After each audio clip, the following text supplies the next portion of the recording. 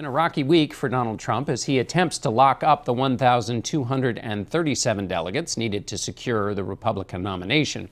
We sat down with Mr. Trump on Friday at Trump Tower in New York, which has a very large indoor waterfall, which you'll hear in the background. There's been a lot of commentary this week that this has been the worst week in your campaign. A lot of people want to stop you. Are they succeeding? I don't know that it's been the worst week in my campaign. I think I've had many bad weeks and I've had many good weeks. I don't see this as the worst week in my campaign, but certainly I've had some weeks, and you've been reporting on them, where that was the end, and then the next week you see poll numbers where they went up and everybody's shocked. So yeah, people want to stop me because I'm leading by a lot. You had a week where abortion rights, where everybody on both sides of the abortion issue didn't know what your position was. Your campaign manager was... that was asked as a hypothetical question, and he said if abortion is illegal. The bottom line is that it is the doctor's fault, but that was asked as a hypothetical. Well, I want to get back to that in a minute, but your campaign manager is charged this week. That's not a good week. Do I love it? No. But am I going to ruin a man's life by firing him when I look at a tape that I supplied? I mean, that tape was from one of my facilities. We have cameras all over the place for security. I do a good job with security, and we have cameras. And I looked and I said, what did he do? I mean, you know, do you destroy a man's life? You look at her and you look at her initial statement. She grabbed my arm, obviously. Everybody sees that. She grabs my arm. But then when you looked at her initial statement, it was that she was almost thrown down to the ground. And, and by the way, if she were actually thrown down to the ground and all those things happened, I would have fired him instantaneously. But I don't want to ruin a man's life over a tape that looks like practically nothing happened. But here's what happened. Your campaign manager said she was delusional when the report came out. He said it didn't happen. When the report first came out, did you talk to him? Well, I could see maybe he not even knowing that it happened. Because but did you talk to him about this event? I did speak to him, but here's the thing. What did he say? It was such a minor incident that he might not have even known what was going on. I'm not sure that he knew her. I think he said he really didn't know her. What did he say when you talked to him about it? I don't think he knew too much about it. I talked to him very briefly, to be honest with you. I never thought this was going to turn into be much of a thing. Actually, when I really got engaged was after I saw this tape. Because if you look at the tape, practically nothing happens. And when you look at her early statement, before she knew we had a tape, if you look, because I supplied it, if you look at her early statement, John, it was like she was, really accosted. And I will tell you this, if what happened on her statement, if that happened, I would have fired him. I'd like to talk about his statement, though, since he works for you. But nobody wants to talk about her statement. She doesn't work for you, though. He works for you, and you're the boss. Excuse me. Her statement was like this horrible thing happened. Then you look at the tape, and people are still trying to say, like, what happened? Mr. Trump, he said he didn't touch her. He said she was delusional. You said she was making it up. The videotape shows she wasn't making it up. Well, if you look at the videotape, you don't even see a grab. You see her almost being blocked out. So by the way, she grabbed me, just so you understand. And you could see me going like that. She was not supposed to be asking any questions. The news conference was over. She bolted in from nowhere. She went in between Secret Service. She grabbed my arm, which everybody sees. I went like that, like, who is this person? And she started asking questions. She wasn't supposed to do it. Did Corey Lewandowski tell the truth when he said he didn't touch her? I don't know, because I can't tell you in what context. The event. You don't know that he touched her or not? The event to me, what do I know? The event to me seems so minor. Well, that's why I look at it. The only thing I have to go by is the tape. And when you see it, does it look like he touched her? To me, seems, he blocked her out. I don't see her grabbing. I see her being blocked out because she wasn't supposed to be there. But you also see her touching me before he ever even got involved. So here's the thing. Do I ruin a man's life? He's got 4 beautiful children. He's got a family. Do I fire him and ruin a man's life over something that when I looked at the tape, I said, what's going on? When I was in Wisconsin, I had a large audience. And I said, how many people saw the tape? And many people raised their hand. I say, how many people think, of those people that saw the tape, think that he should be fired? Not one, and you have it on your cameras, not one person raised their hand. Is it okay for a man to put a hand on a woman? Well, I'm not even sure he did that. Just in general principle. No, I would say not. But, when you're in I think you people professionally call it a scrum or something. where people are being knocked around all over the place. I've heard people in your business say, wow, I've gotten hit a lot worse than that. They get hit in the face with cameras, they get hit. You know, we were walking out, I was walking outside. She shouldn't have been there. She shouldn't have grabbed me. And he really was doing You felt interference. threatened by her? I didn't really feel threatened, okay? I guess I could say I should sue her. I didn't really feel threatened. But I didn't like somebody grabbing me, and I didn't like somebody asking me questions when that was all over. Here's a question. He comes out, the video shows that he did grab her. What he said was turned out not to be true. You said she made it up. But what she said wasn't true, John. But Excuse me. The main point is, did he touch her or not? He did touch her. So the question is for you, as the person with the power in this relationship, you've got all these people working for you, you've got all these big, huge buildings. Why not be the bigger person and say, she was treated roughly, she was my guest, I apologize to her, and let's move on. Well, it's not my job to apologize to her. I had nothing. I just happened to be walking through. But you're the man running the show. Excuse me. I think that maybe if he didn't know, it could have been because the incident was so minor that he didn't even know what they were talking about. That's what I think. It'll get solved. It'll get taken care of. Let's see what happens. We talk about I have to be honest. I'm a loyal person. And I'll be very loyal to the country. And I'll be very loyal to the people of this country. I don't think I can destroy a man's life. And you will destroy his life. I don't think I can destroy, it's already had a big impact on him. I don't think I can destroy a man's life by what I saw on that video. Let me ask you a question about abortion. What would you do to further restrict women's access to abortions as president?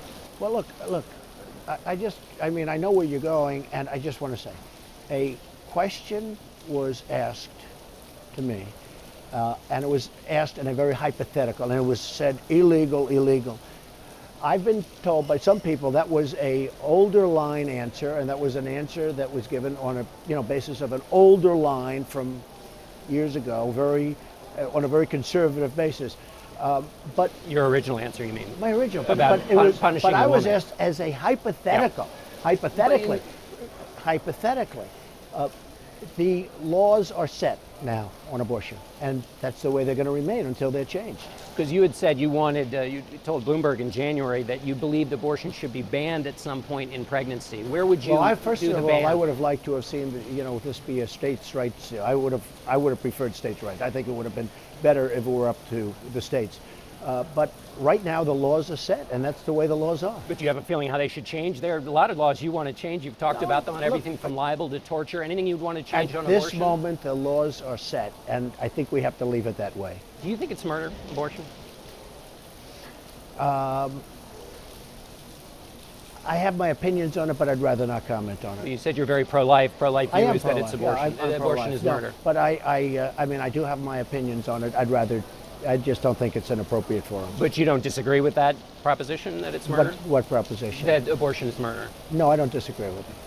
Let me ask you about the abortion question, which you've explained, the hypothetical nature of it, and also your answer on the spread of nuclear weapons. You said you were against proliferation, but then you said you seem to be okay with South Korea or Japan maybe getting one. It's totally misquoted. Well, people are so confused. I know they're confused, and they shouldn't be, because all they have to do is watch. And I spoke with Anderson Cooper, and I spoke to Chris, I spoke to all of them, and I spoke to the New York Times, and I thought it was a very good piece in the New York Times. Look, nuclear is a horror show. I would be probably the last to even think about using it. People say, you promised never, ever to use it. You can't do a thing like that. You have to have cards on the table. But nuclear is a horror show. Just like I said, I don't want to go into Iraq, and I said that a long time ago. I wasn't the war hawk. There were a lot of other people. Nuclear is a disaster. With that being said, we are taking care, and if you look into NATO as an example, we are funding and taking care disproportionately of the costs of many countries, many countries that are taking us for a ride. We have to do something with NATO. When it comes to nuclear, you're going to have to ask yourself, at what point and at what cost do we continue to protect Japan and Germany and many other countries? Now, they're not paying for this protection in anywhere near what it's costing us. We owe $19 trillion. At what point do they get involved and they say, we have to pay more money for this kind of protection? Now, at some point, they may have to protect themselves. Do I like that? Not particularly. But we cannot afford it as a country. We owe, John, we owe $19 trillion, going to $21 trillion because of the horrible omnibus budget, Right. which was a horror show. We cannot continue to do this. When people looked at your answer on abortion, on proliferation, they got the sense you were just winging it on on No, I policy don't think issues. so. Have I'm you not been winging studying it. up? I you been- have. yeah. I have. You met with your foreign policy team in your Yes. hotel in Washington. What did you ask them? More than anything else, I discussed nuclear. To me, the single biggest problem that this world has, and we'll knock out ISIS fast and we'll do a lot of things, but the single biggest problem that the world has is nuclear. In what way do you mean that's the big? I think if somebody gets nuclear weapons, that is a disaster. What worries you the most about that? I think that probably worries me the most. Which country, though, of all the ones? I think it could be many people. It's not even countries. It's splinter groups. It's people. Did they say anything to you that you have been saying and said, you probably shouldn't say that? Not at all. In fact, many of them, and I'll give you a full list of the people that were there, and the list is being added on, and we have many people that are top people that want to come on board. Many of them were surprised at my knowledge, and they were surprised at the feel that I had for it. I have a feel. I have a Explain that common sense. feel. I'll tell you what the feel is. The feel is, I was asked on a certain competitor show of yours about NATO. Now, as an entrepreneur, I've never been really asked too much about NATO. NATO is not exactly when I'm doing deals or building buildings in Washington or New York or wherever I may be building them. But the question was asked about NATO. Knowing a little bit about NATO at the time, this was a couple of weeks ago, I said, in my opinion, NATO's obsolete. It's many, many decades old, like now 68 years, but it's many, many decades old. And NATO's too expensive because we can't afford this anymore. And people are being brought in for a free ride. It turned out I was right on every single subject. The problem is, and I had a very good interview with David Sanger of the New York Times, and I was covered very, very fairly by the New York Times, which is unusual for them, if you want to know the truth. But I was covered by him very, very fairly. And people were surprised at the instinct that I had, because it turns out that we are spending too much money on NATO, and it turns out, very importantly, that it is obsolete. NATO's not talking about terrorism. Let me talk about another meeting you had in Washington with the Republican National Committee. Yeah. Did they treat you fairly? Are they treating you fairly? Well, I'd rather let you know in about 6 months from now. I don't know. I mean, well, you said they haven't been treating you. Where are you on that question? I think Reince is a very nice person. I get along with him, but I'm going to have to tell you, I think what's unfair is I won the state of Louisiana. I made speeches. I had that last evening in a hangar where you had thousands of people. It was incredible. And a big airplane hangar, a Boeing hangar. And I said, this is unbelievable. And I wasn't expected to win Louisiana, and I won Louisiana, right? I won a lot of states. I won, I think, 22 states. And I won Louisiana, and I got less delegates than the guy who lost. But isn't that proof that the people who took the delegates are beating you at the game? No, that's Wouldn't not Donald America. Trump do that? No. You that's wouldn't not play America. every angle to win. When I win the state, I'm not supposed to get less delegates than somebody that got beat. But as a businessman, you No, play but every it's angle you not can America. within the Sure, law, sure. and he's playing every. But Cruz you know what? is playing every But angle it's within the not law. America. You go in and you win and you get less delegates, okay? Now, I just won Missouri. That just came out. And there was a whole thing going on there, too. But let me just tell you something. When I go in and win the state of Louisiana and I get less delegates, that's not the way the system's supposed to work. Are you saying it's unfair or it's illegal? Well, I think it could be illegal, if you want to know the Yeah. truth. And that's my question. Because I the said to pros lawyers, say I he said, just beat you. They just say Cruz beat you at that. Give me a break. Let me just. I go in, he campaigned, I campaigned, I got the votes, and then I get less delegates? There was a reporting at this meeting with the RNC that you seemed a little upset with your own team's delegate operation, that they're not in this fight as much as they should be. Is that right? It's false reporting, other than I mentioned that Louisiana, which really bothers me because the people of Louisiana were amazing to me. I was not expected to win Louisiana. And I did look at my people, I said, well, wait a minute, folks, we should have maybe done better. Except I also said, I won the state, and I think there's a real